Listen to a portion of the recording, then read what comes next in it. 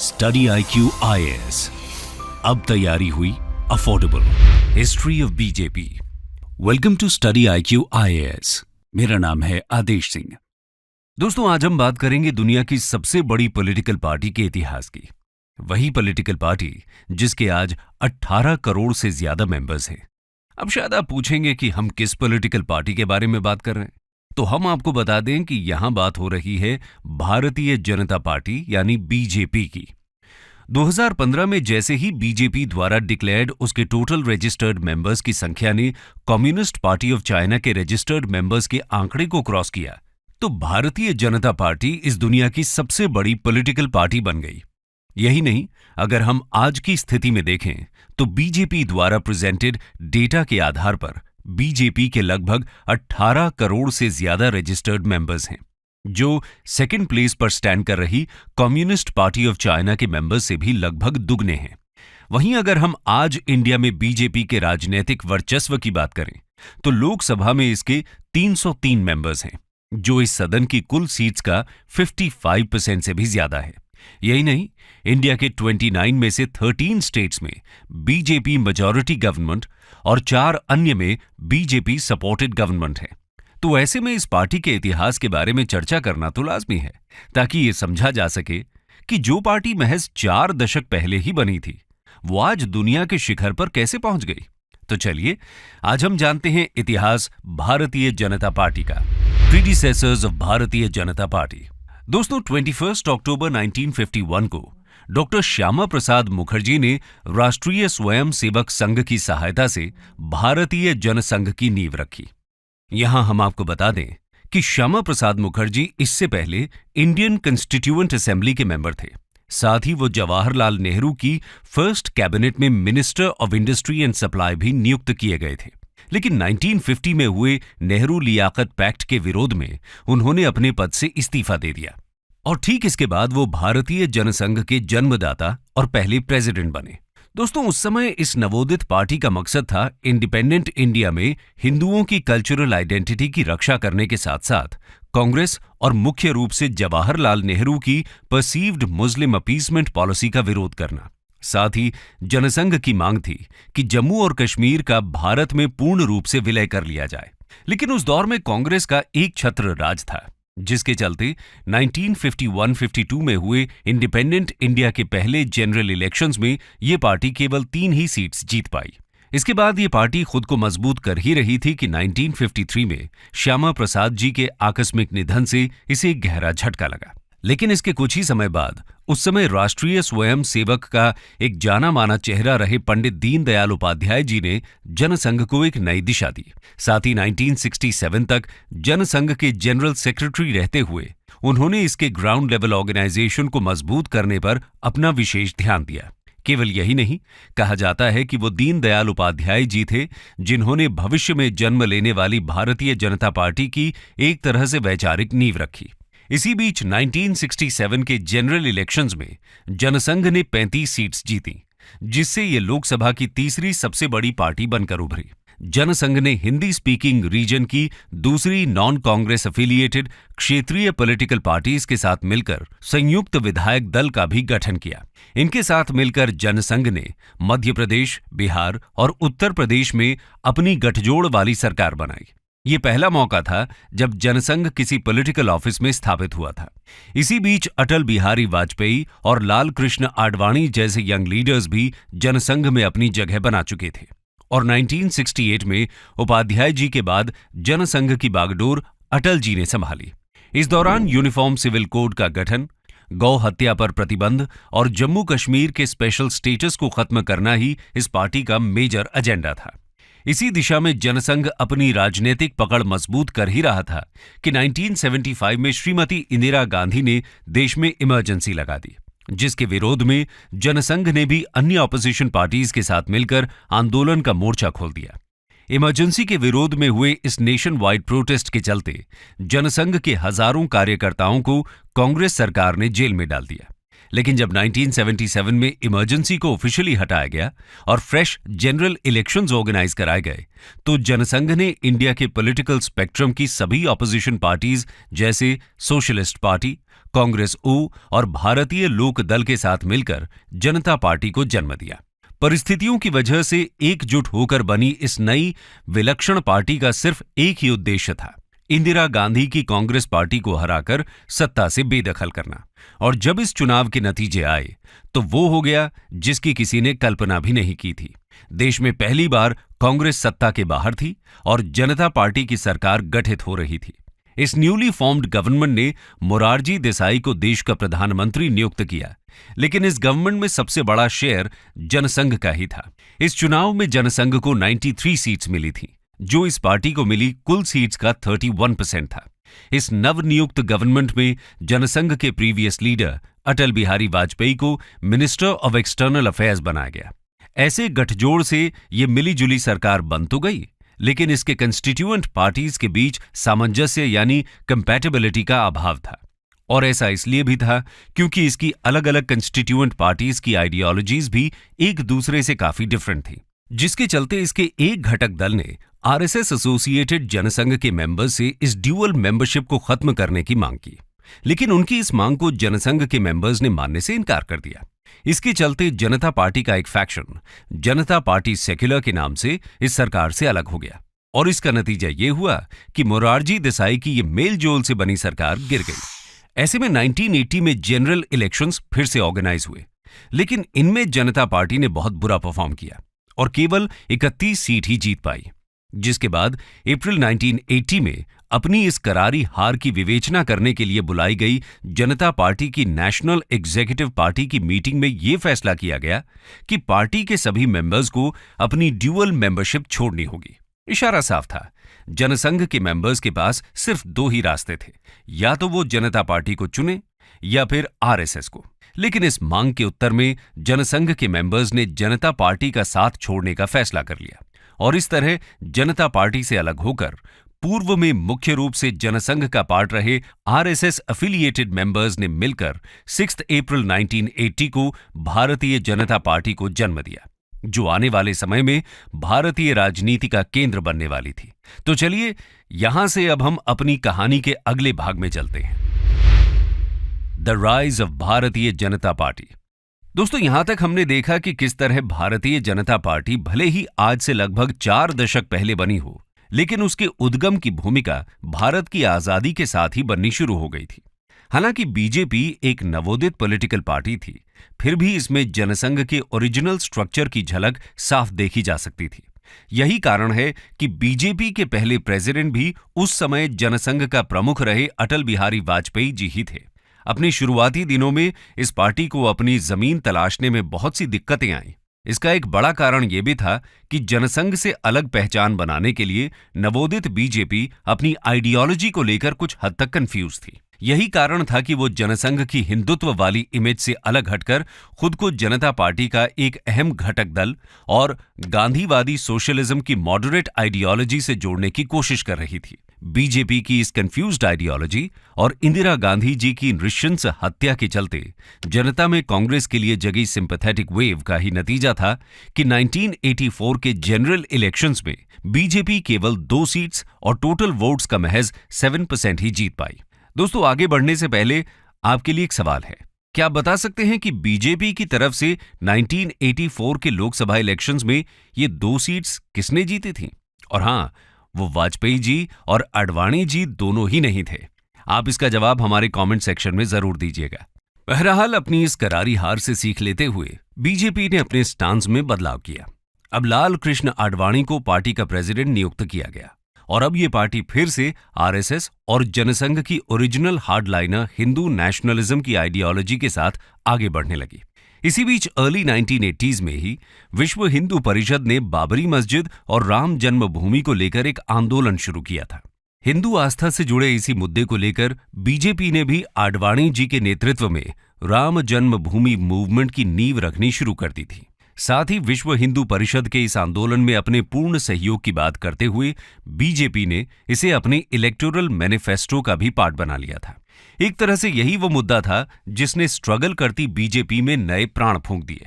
इस मुद्दे को लेकर चलाए जा रहे अपने कैंपेन की वजह से ही लोगों में इस पार्टी को लेकर सपोर्ट बढ़ने लगा था, जिसका पहला परिणाम 1989 के जनरल इलेक्शंस में देखने को मिला। जहां बीजेपी को 86 लोकसभा सीट्स मिली थी।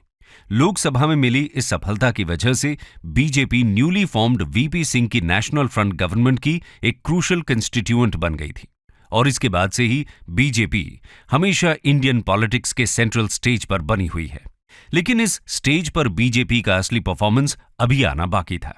अब बीजेपी कुछ ऐसा करने वाली थी जो उसे हिंदुस्तान की मेजॉरिटेरियन हिंदू पॉपुलेशन से सीधे जोड़ने वाला था, जिससे न केवल बीजेपी बल्कि भारत की पूरी राजनीति बदलने वाली थी। तो चलिए अब इसे जानने के लिए हम अपनी कहानी के अगले अध्याय की तरफ बढ़ते हैं। The Ram Janmabhoomi movement. 1990 का दशक आते आते देश का बच्चा बच्चा अटल बिहारी वाजपेयी और खासतौर पर लाल कृष्ण आडवाणी का नाम जानने लगा था। इसी बीच सितंबर 1990 में आडवाणी जी ने अयोध्या में राम मंदिर बनाए जाने के सपोर्ट में सोमनाथ से अयोध्या तक रथ यात्रा निकालने का आह्वान किया और इस रथ यात्रा के साथ ही भारतीय राजनीति केसरिया रंग से रंग गई। आडवाणी जी का कहना था कि इस यात्रा का मकसद पूरे भारत से इस मंदिर के लिए सपोर्ट जुटाना और हिंदुओं को जागृत करना था। लेकिन इस रथ यात्रा के संदर्भ में फेमस हिस्टोरियन रामचंद्र गुहा का कहना है कि रथ यात्रा प्रतिबिंब थी हिंदुत्व की, धर्म युद्ध की, पुरुषार्थ की और एक हद तक मिलिटेंट हिंदू नेशनलिज्म की। खैर, इस यात्रा को चाहे किसी भी चश्मे से देखा जाए, लेकिन इस पूरी यात्रा के दौरान आडवाणी जी अपने पब्लिक स्पीचेस में गवर्नमेंट पर मुस्लिम तुष्टीकरण और स्यूडो सेक्युलरिज्म की आड़ में हिंदुओं के लेजिटिमेट एस्पिरेशंस को दरकिनार करने का आरोप लगाते रहे। इस बीच वो इस मूवमेंट और अपनी पार्टी के लिए जनता से सहयोग की अपील भी करते रहे। इस यात्रा के चलते बिहार के तत्कालीन मुख्यमंत्री लालू प्रसाद यादव ने आडवाणी जी के प्रिवेंटिव डिटेंशन में डाले जाने के ऑर्डर रिलीज कर दिए। लेकिन इसके बाद भी हजारों की संख्या में कारसेवक या रिलीजियस वॉलंटियर्स अयोध्या पहुंचने लगे। उत्तर प्रदेश में इस बढ़ते जमावड़े को देखते हुए उत्तर प्रदेश के तत्कालीन चीफ मिनिस्टर मुलायम सिंह यादव ने हजारों कार सेवकों को डिटेन करने के ऑर्डर्स दे दिए। लेकिन उसके बाद भी बहुत से कार सेवक अयोध्या पहुंच गए। इसे देखते हुए अयोध्या में पैरामिलिट्री फोर्सेस लगानी पड़ी। इसी बीच फोर्सेस और कार सेवकों के बीच झड़प हो गई, जिसमें बहुत से कार सेवकों को अपनी जान गंवानी पड़ी। इस घटना के बाद उत्तर प्रदेश का माहौल बिगड़ने लगा और उत्तर प्रदेश में बहुत सी जगहों पर दंगे शुरू हो गए। इसी बीच बीजेपी ने वीपी सिंह गवर्नमेंट से भी अपना सहयोग वापस ले लिया, जिसके चलते फिर से फ्रेश इलेक्शंस हुए और इस बार बीजेपी को 120 सीट्स मिली। साथ ही उत्तर प्रदेश में भी बीजेपी की सरकार बन गई। लेकिन इस कहानी में सबसे बड़ा मोड़ आना अभी बाकी था। 6 दिसंबर 1992 राष्ट्रीय स्वयं सेवक संघ और उसके एफिलिएट्स ने एक रैली ऑर्गेनाइज की, जिसमें विश्व हिंदू परिषद और बीजेपी के 1 लाख से ज्यादा एक्टिविस्ट शामिल हुए। ये रैली अयोध्या के उसी विवादित राम जन्मभूमि के पास ही हो रही थी। लेकिन उसी दिन संदिग्ध परिस्थितियों में ये रैली उग्र हो गई और इसमें शामिल हुई लाखों की भीड़ ने विवादित बाबरी मस्जिद पर हमला करके उसे तहस नहस कर दिया। ये घटना एक अर्थक्वेक के समान थी, जिससे निकलने वाली तरंगे आने वाले बहुत से हफ्तों तक देश के अलग अलग हिस्सों में हिंदू मुस्लिम दंगों के रूप में फैलती रही और देश भर में हुए इन दंगों में हजारों लोगों की मौत हो गई। इस विवादास्पद घटना के बाद गवर्नमेंट ने विश्व हिंदू परिषद को बैन कर दिया और साथ ही आडवाणी और अन्य बीजेपी लीडर्स को भीड़ को उकसाने और उग्र भाषण देने के आरोप में अरेस्ट कर लिया। इस घटना के बारे में बहुत से हिस्टोरियंस का मानना है कि ये एकाएक हुई घटना नहीं, बल्कि सोची समझी प्री प्लान्ड कंस्पिरेसी थी। इसी संदर्भ में 2009 में जस्टिस मनमोहन सिंह लिबाहान की रिपोर्ट में बीजेपी के बहुत से नामचीन लीडर्स जैसे अटल जी, आडवाणी जी, मुरली मनोहर जोशी समेत 68 को इस डेमोलिशन के लिए दोषी माना गया। इस रिपोर्ट के अनुसार इनके भाषणों और बहकावे में ही बाबरी मस्जिद डिमोलिश की गई। साथ ही उस वक्त की कल्याण सिंह की यूपी स्टेट गवर्नमेंट को भी इस घटना में शामिल माना गया। लेकिन 30 सितंबर 2020 को आए सुप्रीम कोर्ट ऑफ इंडिया के फैसले में इन सभी लीडर्स को दोषी न मानते हुए इन्हें बरी कर दिया गया। अब इन तथ्यों और उनकी विवेचना के आधार पर हम इस घटना को किसी भी तरह देख सकते हैं। लेकिन फिर भी इस सब के बीच भी जो एक बात स्पष्ट रूप से नजर आती है वो ये कि आजाद भारत के इतिहास की शायद यही वो सबसे बड़ी घटना है जिसने हिंदुस्तान के आने वाले कल को हमेशा के लिए बदल कर रख दिया। खैर, यदि हम अपनी कहानी में आगे बढ़ें तो हम देखेंगे कि बीजेपी ने इसी दौरान राम जन्मभूमि से जुड़ी इस रथ यात्रा के अलावा भी एक यात्रा की थी, और वो थी दिसंबर 1991 में तत्कालीन बीजेपी प्रेसिडेंट मुरली मनोहर जोशी के नेतृत्व में की गई एकता यात्रा। ये यात्रा देश में एकीकरण का संदेश देने के लिए कन्याकुमारी से 11 दिसंबर 1991 में शुरू की गई थी और 14 स्टेट से होते हुए 26 जनवरी 1992 को श्रीनगर के लाल चौक पर तिरंगा फहराने के साथ खत्म हुई। लेकिन दोस्तों, बीजेपी की इन दोनों ही यात्राओं में भी एक और समानता थी। वो ये थी कि इन दोनों के आयोजन में भारत के current prime minister Narendra Modi ji ने एक अहम किरदार निभाया था। ऐसे में हम समझ सकते हैं कि भारत का भावी नेतृत्व भी इन्हीं आंदोलनों के बीच तैयार हो रहा था। लेकिन भारत की सत्ता इस नए नेतृत्व के हाथ में सौंपे जाने के लिए अभी 2 दशक का समय शेष था। तो इसी बीच के 2 दशकों में बीजेपी का क्या हुआ, इसे जानने के लिए चलिए अब हम अपने अगले अध्याय में चलते हैं। The BJP turned into NDA. दोस्तों, 90s का दशक आते आते कांग्रेस अब वो पुरानी वाली कांग्रेस नहीं रही थी। उसे चुनौती देने के लिए बहुत से क्षेत्रीय दल लामबंद हो रहे थे, लेकिन इनमें से कोई भी अकेले टक्कर देने में सक्षम नहीं था। ऐसे में बीजेपी, जो अब तक भारत की दूसरी सबसे बड़ी पार्टी बन चुकी थी, ऐसी कांग्रेस विरोधी आंदोलनों का नेतृत्व करने के लिए परिपक्व हो चुकी थी। अब अगले 2 दशक तक बीजेपी, जो इन दलों के साथ मिलकर एनडीए या नेशनल डेमोक्रेटिक अलायंस बना चुकी थी, उसका सीधा मुकाबला यूपीए या यूनाइटेड प्रोग्रेसिव अलायंस के रूप में कांग्रेस के घटक दलों से हो रहा था। इस दौरान बीजेपी का नेतृत्व एक तरह से अटल बिहारी वाजपेयी जी के हाथ में रहा, जिन्होंने 3 अलग अलग बार देश की कमान भी संभाली, लेकिन उनमें से एक ही बार वो अपना कार्यकाल पूरा कर पाए। इसका एक बड़ा कारण यही था कि ये दौर गठजोड़ की सरकारों का था, जहां घटक दलों के मूड के अनुसार सरकार बनती या गिरती थी। फिर भी उसके बीच राजनीति में बीजेपी के बढ़ते कद और जमीन पर उसकी बढ़ती पकड़ को साफ देखा जा सकता था। इस बीच जब अटल जी ने 1999 से 2004 तक अपनी सरकार बनाई, तो उस बीच उनके गवर्नमेंट की काफी सराहना हुई। साथ ही उस बीच जिस तरह से उनके द्वारा पाकिस्तान से संबंध सुधारने के लिए बस यात्रा के माध्यम से पहल की गई, उसकी भी देश विदेश में काफी सराहना हुई। लेकिन भारत की तरफ से हुई इस पहल के बाद भी पाकिस्तान के हाथों कारगिल युद्ध के नाम पर भारत को सिर्फ धोखा ही हाथ लगा।